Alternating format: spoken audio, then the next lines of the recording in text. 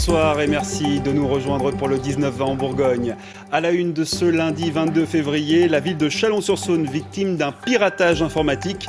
De nombreux services sont touchés. La semaine dernière, c'est l'hôpital de Villefranche-sur-Saône qui était victime d'une cyberattaque. Pour l'heure, il n'y a pas eu de demande de rançon.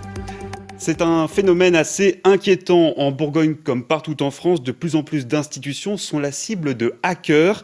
Après les hôpitaux de Dax et de Villefranche-sur-Saône la semaine dernière, la ville de Chalon et son agglomération ont à leur tour été victimes de cyberattaques. Et ce matin, les agents avaient bien du mal à faire leur travail. Marilyn Barat, Tiffen Pfeiffer. Interdiction d'allumer son ordinateur. En ce lundi matin, la consigne a été passée à Véronique et aux 1700 agents du Grand Chalon et de la ville de Chalon. Objectif, circonscrire l'intrusion du virus informatique dans le réseau de ces deux collectivités. Écran noir, pas de téléphone, pas de réservation de salle, c'est très compliqué.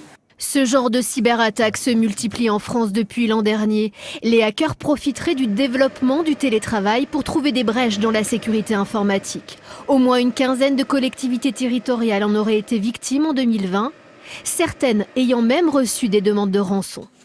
À Chalon, pas de tentative d'extorsion pour l'heure et l'espoir d'avoir limité les fuites et les dommages de données. C'est pendant la nuit de samedi à dimanche que l'antivirus de la police municipale de Chalon s'est mis en service et que donc ça nous a permis de détecter le problème et de tout de suite l'isoler, j'ai envie de dire. Et donc de prendre les premières mesures, de contacter l'Agence nationale de la sécurité informatique et d'ailleurs qui a envoyé dès ce matin une équipe pour nous accompagner. Impossible d'accéder aux serveurs, d'envoyer ou de recevoir des mails, de traiter les formulaires de services en ligne. La tâche est ardue pour les personnels, mais cela pourrait aussi impacter les usagers dans leurs démarches administratives de plus en plus dématérialisées. À la mairie, on souffle un peu depuis que le standard a pu reprendre du service. En cas de doute, il ne faut pas prendre de risques. On passe un coup de fil au standard, on a des gens dont c'est le métier qui vont orienter sur les services adéquats et on aura des agents qui pourront répondre. Avec 1400 ordinateurs à inspecter, aussi bien à la mairie qu'à l'agglomération, le retour à la normale sera progressif à Chalon et devrait prendre une semaine.